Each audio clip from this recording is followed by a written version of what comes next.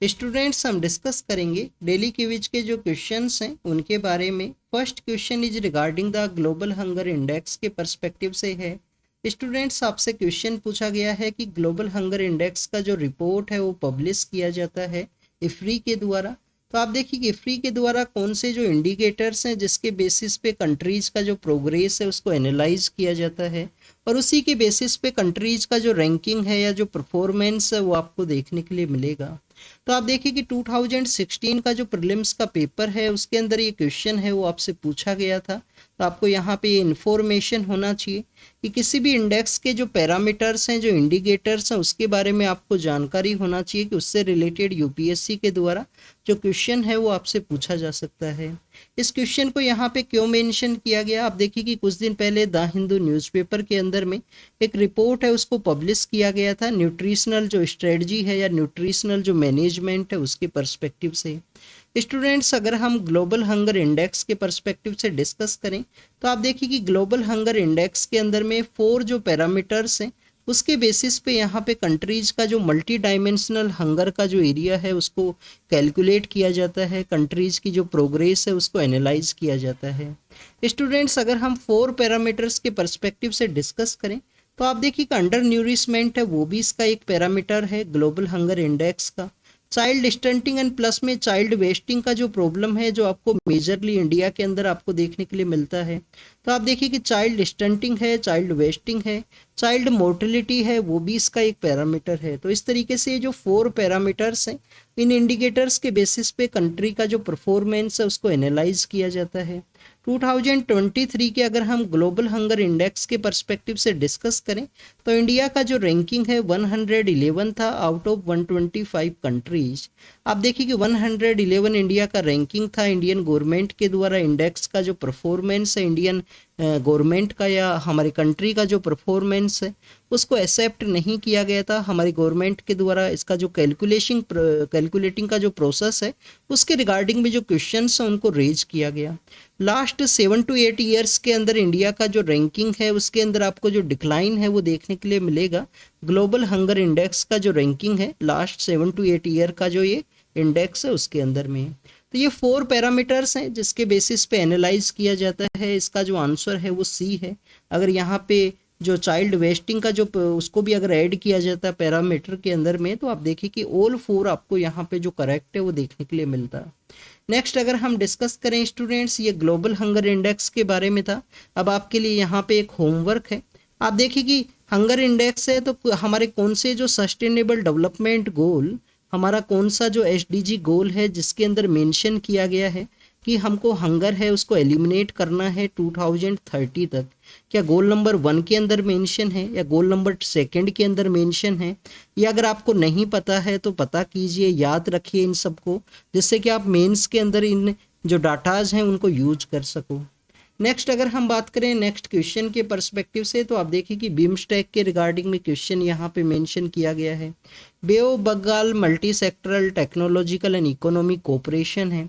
1997 के समय में 6 जून का वो समय है 1997 के समय में जब इसका इस्टेब्लिशमेंट आपको देखने के लिए मिलेगा।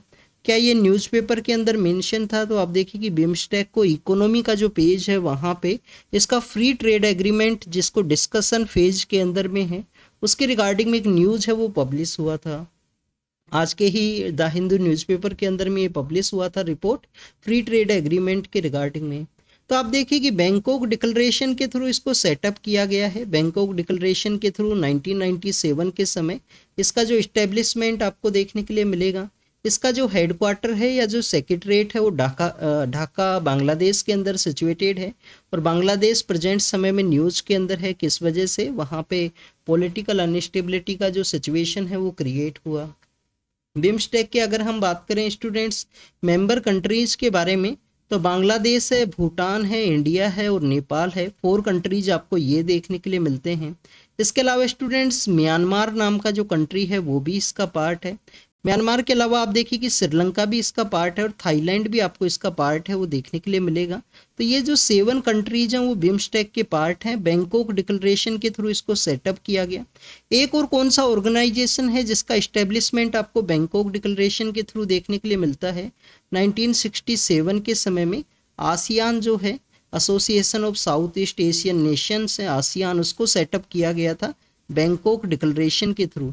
और आप देखिए कि उसके अंदर कौन कौन से कंट्रीज हैं, 10 कंट्रीज उसके मेंबर हैं, उसका भी एक निमोनिक है याद रखने का। थर्ड स्टेटमेंट के बारे में अगर हम डिस्कस करें कि साउथ एशियन जो कंट्रीज हैं जैसे पाकिस्तान है, श्रीलंका है, नेपाल है, वो इसके मेंबर्स नहीं हैं। बट आप देखिए कि नेपाल यहाँ पे इसका मेंबर है, श्रीलंका भी इसका मेंबर है, पाकिस्तान इसका पार्ट नहीं है क्योंकि पाकिस्तान के द्वारा बे ऑफ बंगाल के रीजन के अंदर में जो एरिया है वो नहीं शेयर किया जाता। आप देखिए कि जो मैक्सिमम कंट्रीज हैं उनका बे ऑफ बंगाल के अंदर एरिया आपको देखने के लिए मिलेगा, जिसके अंदर भूटान और नेपाल है वो इसका एक एक्सेप्शन है।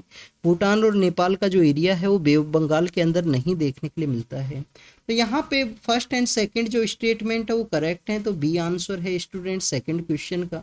थर्ड क्वेश्चन के परस्पेक्टिव से अगर हम डिस्कस करें, who was the following person known as the father of Indian renaissance, कि भारत का जो यहाँ पे सोशल रिफॉर्म मूवमेंट्स है उसका जो फादर ऑफ इंडियन रेनेजेंस के रूप से किसको जाना करते हैं, तो आप देखिए कि राजा राम मोहन राय हैं। आप देखिए कि इनकी नेम के पहले आपको जो राजा का जो टाइटल है वो देखने के लिए मिलता है। तो ये जो राजा का जो टाइटल है वो किसके द्वारा दिया गया था, बेसिकली इनको आप देखिए कि ब्रिटेन के वहाँ पे विजिट करना था, तो हमारे यहाँ पे जो किंग हुआ करते थे अकबर सेकेंड, आप देखिए कि हमारे यहाँ पे किंग हैं अकबर सेकेंड, उनके द्वारा ये टाइटल इनको दिया गया था राजा का कि आप यहाँ पे जो किंग है, जो यहाँ पे इंडिया के अंदर जो किंग है उसके रिप्रेजेंटेटिव हो। तो राजा राम मोहन रॉय काफ़ी बार आपको जो नाम है वो इनका देखने के लिए मिलता है। आप देखिए कि इनके द्वारा काफ़ी सारे जो मूवमेंट्स है वो चलाए गए हैं। आत्मीय सभा का इस्टेब्लिशमेंट है, ब्रह्म समाज का जो इस्टेब्लिशमेंट है वो आपको देखने के लिए मिलेगा इनके थ्रू में। 1814 के समय आत्मीय सभा है वो इनके द्वारा सेटअप किया गया था, आत्मीय सभा आपको देखने के लिए मिलता है। 1828 के समय ब्रह्म समाज आपको देखने के लिए मिलेगा। और आप देखिए कि जो ब्रह्मो समाज है वो लेटर फेज के अंदर में ब्रह्म समाज ऑफ इंडिया एंड टू इसका जो ब्रांचेज है उसके अंदर आपको डिवाइड देखने के लिए मिलेगा। जब केशव चंद्र सेन है, देवेंद्र नाथ टैगोर हैं, जब उसको वो ज्वाइन किया करते हैं उसके लेटर फेज के अंदर में। और आप देखिए कि सती का जो अबोलिशमेंट है उसके अंदर भी इनका एक इम्पोर्टेंट रोल है। काफ़ी ज़्यादा एजुकेटेड पर्सन है आपको देखने के लिए मिलते हैं, इनके द्वारा काफ़ी सारी जो बुक हैं वो लिखी गई हैं। गिफ्ट टू मोनोथिज्म का एक किताब है वो भी इनके थ्रू आपको देखने के लिए मिलता है। अगर हम दयानंद सरस्वती के पर्सपेक्टिव से डिस्कस करें तो इनके द्वारा आप देखिए कि इनके थ्रू आपको तो स्वराज वर्ड है उसका यूज आपको इनके थ्रू देखने के लिए मिलता है। स्वराज का जो वर्ड है उसका यूज आपको देखने के लिए मिलेगा। 1875 के समय इनके द्वारा आर्य समाज है उसका सेट एस्टेब्लिशमेंट किया गया था। आर्य समाज जो बेसिकली एक रिफॉर्मिस्ट मूवमेंट है जिसका मेन वर्क था बैक टू वेदास का जो टाइटल है वो दिया गया था कि हमारा जो अच्छी थिंग्स हैं उन्हीं को हमको रिवाइवल करना है। तो रिवाइवलिस्टिक मूवमेंट आपको दयानंद सरस्वती का देखने के लिए मिलेगा। स्वामी विवेकानंदा के पर्सपेक्टिव से अगर हम डिस्कस करें तो 1893 के समय आप देखिए कि चिकागो के लिए विजिट करते हैं रिलीजियस पार्लियामेंट के अंदर में। इनके द्वारा हमारा जो वेदांता का जो कॉन्सेप्ट है उसको प्रमोट किया गया। इनका उस ट्रैवल के दौरान में आप देखिए कि JRD टाटा से मिलते हैं जब ये शिकागो के लिए जा रहे थे, तो उस मीटिंग के दौरान में इनके द्वारा बेसिकली कहा गया था कि हमारे यहाँ पे जो साइंटिफिक इंस्टीट्यूशंस हैं उनका इस्टेब्लिशमेंट जरूरी है। और उसके लेटर फेज के अंदर में आप देखिए कि जो JRD टाटा है, JRD टाटा के द्वारा उस डिस्कशन से इंस्पायर होते हुए IISc जो बेंगलोर है उसका इस्टेब्लिशमेंट किया गया, जो प्रेजेंट समय के अंदर में एक इम्पोर्टेंट साइंस का जो इंस्टीट्यूशन है हमारे कंट्री के अंदर देखने के लिए मिलेगा। DK कार्वे के पर्सपेक्टिव से अगर हम डिस्कस करें तो गर्ल एजुकेशन के रिगार्डिंग में इनका जो इम्पोर्टेंट वर्क है वो आपको देखने के लिए मिलता है कि गर्ल चाइल्ड के पर्सपेक्टिव से जो एजुकेशन के रिगार्डिंग में इनके द्वारा वर्क किया गया। तो राजा राम मोहन राय हैं, फादर ऑफ इंडियन रेनेजेंस हैं। नेक्स्ट अगर हम डिस्कस करें शिलापादिक्रम जो कि आपको संगम का जो समय है, संगम बेसिकली जो असेंबली हुआ करता था, और आप देखिए कि संगम के समय आपको ये देखने के लिए मिलेगा शिलापादिक्रम का जो किताब है कि जिसको जेवेल्ड एंगलेट के रूप से भी जाना करते हैं कि एक एपिक है। ये लव स्टोरी आपको देखने के लिए मिलता है। किनका ये लव स्टोरी है बेसिकली आप देखिए कि जो अग्निमित्रा है और पुष्यमित्र जो शुंग डायनेस्टी के जो रूलर है पुष्यमित्रा, इनका जो किताब है इसको कालिदास के द्वारा लिखा गया है। इनका जो लव स्टोरी है उसके रिगार्डिंग में कालिदास के द्वारा मालवा का अग्निमित्रा नाम का जो प्ले है वो आपको देखने के लिए मिलेगा। बाज बहादुर एंड रानी रूपमती हैं, इनके रिगार्डिंग में आपको मध्य प्रदेश के अंदर जो मांडू है, मध्य प्रदेश के अंदर एक जगह है मांडू, वहाँ पे इनका जो आपको जो आर्किटेक्चर है उसका प्रेजेंस आपको देखने के लिए मिलता है। शाहजहां एंड मुमताज के पर्सपेक्टिव से अगर हम डिस्कस करें तो ताजमहल का जो प्रेजेंस है वो आपको देखने के लिए मिलेगा। तो आप देखिए कि कोवलन एंड माधवी का जो लव स्टोरी है उसको यहाँ पे शिलापादिक्रम जो बुक है उसके अंदर में बताया गया है, इलांगो आदिगल के द्वारा इसको लिखा गया है। संगम के समय का ये जो राइटिंग है, जो लिटरेचर है, वो आपको देखने के लिए मिलता है। नेक्स्ट अगर हम बात करें स्टूडेंट्स, यहाँ पे नेशनल स्पेस डे के पर्सपेक्टिव से है। 23 अगस्त का जो डे है उसको नेशनल स्पेस डे के रूप से सेलिब्रेट किया जाता है। तो यहाँ पे क्वेश्चन ये पूछा गया है कि उसके द नेशनल स्पेस डे का जो सेलिब्रेशन है वो 23 अगस्त को किस सक्सेस को सेलिब्रेट करने के रिगार्डिंग में आपको इसका जो सेलिब्रेशन देखने के लिए मिलेगा। क्या हमारा जो न्यूक्लियर टेस्ट है जो पोखरण के अंदर में हमने मिशन शक्ति के थ्रू कंप्लीट किया, तो आप देखिए कि 11 मई को ये जो हमारा जो पोखरण के अंदर न्यूक्लियर टेस्ट है वो कंप्लीट हुआ था। और 11 मई का जो डे है वो आपको नेशनल जो टेक्नोलॉजी डे है उसके रूप से देखने के लिए मिलेगा। नेक्स्ट अगर हम बात करें रमन इफेक्ट के बारे में, तो आप देखिए कि 28 फरवरी का जो डे है उसको नेशनल साइंस डे के रूप से सेलिब्रेट किया जाता है। चंद्रयान थर्ड का जो हमारा लैंडिंग है उसको उसका जो सक्सेस है उसको सेलिब्रेशन के रिगार्डिंग में आपको नेशनल स्पेस डे है वो देखने के लिए मिलता है। चंद्रयान थर्ड का जो हमारा लैंडिंग पॉइंट है उसको हम किस नाम से जाना करते हैं, शिव शक्ति के नाम से हम उसको जाना करते हैं। हमारा जो चंद्रयान फर्स्ट था उसका जो प्लेस है उसको हम किस नाम से जानना करते हैं, जौहर पॉइंट उसका जो नाम है वो हुआ करता था। शिव शक्ति पॉइंट को इंटरनेशनल जो एस्ट्रोनॉमिकल यूनियन है उसके द्वारा भी रिकॉग्नाइज किया गया है।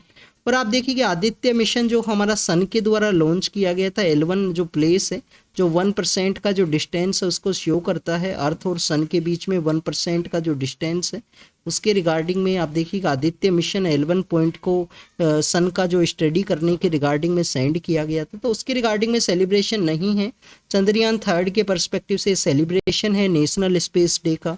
अब ये न्यूज के अंदर क्यों है, जो नेशनल स्पेस डे है और जो हमारा नेशनल टेक्नोलॉजी डे है 1998 का, जो सेकंड हमारा न्यूक्लियर टेस्ट है, फर्स्ट न्यूक्लियर टेस्ट का किस समय हमने कैरी किया, 1973 के समय में, उसको जो ऑपरेशन लाफिंग बुद्धा के नाम से जाना करते हैं। और सेकंड मिशन शक्ति है आप देखिए कि 1998 के समय में। तो स्टूडेंट्स जो नेशनल टेक्नोलॉजी डे आपको 11 मई को सेलिब्रेट करते हैं, नेशनल स्पेस डे 23 अगस्त को हम सेलिब्रेट करते हैं चंद्रयान थर्ड का जो सक्सेस है उसके रिगार्डिंग में। आप देखिए कि इन दोनों दिन को हमारे साइंस सेक्टर के जो अवार्ड्स हैं वो दिए जाएंगे गवर्नमेंट के द्वारा। जो साइंस सेक्टर के जो आपको अवार्ड्स देखने के लिए मिलते हैं उनका जो ये उसके रिगार्डिंग में जो सेलिब्रेशन है आपको इन बोथ डेज के रिगार्डिंग में देखने के लिए मिलेगा। साइंस सेक्टर के जो अवार्ड हैं जिनको कि राष्ट्रीय विज्ञान पुरस्कार के रूप से चेंज किया गया है उनके नेमिंग को, वो भी आपको काफ़ी बार न्यूज़ के अंदर देखने के लिए मिलता है। काफ़ी डिफरेंट कैटेगरीज के अंदर में उनको चेंज किया गया। पहले जो शांति स्वरूप भटनागर पुरस्कार हुआ करता था जो यंग साइंटिस्ट को दिया करते थे, कुछ मॉनेटरी के पर्सपेक्टिव से भी चेंज किया गया है कि जो मनी का जो प्राइज के रूप से ऐड किया जाता है उसके रिगार्डिंग में भी कुछ चेंजेस हैं उसके अंदर में। तो स्टूडेंट्स ये आज का हमारा क्विज था, नेशनल स्पेस डे हमारा चंद्रयान थर्ड का जो सक्सेस है 23 अगस्त को हम सेलिब्रेट करते हैं। शिलापादिक्रम जो कोवलन एंड माधवी का लव स्टोरी है, इलांगो आदिगल के द्वारा इसको लिखा गया है और संगम एज के पर्सपेक्टिव से आपको देखने के लिए मिलेगा। इसके अलावा father of Indian renaissance Ram Mohan Roy हैं, आप देखिए कि राम मोहन रॉय हैं। बिम्स्टेक के बारे में हमने यहाँ पे रीड किया ग्लोबल हंगर इंडेक्स के पर्सपेक्टिव से। तो thank you students, thank you very much.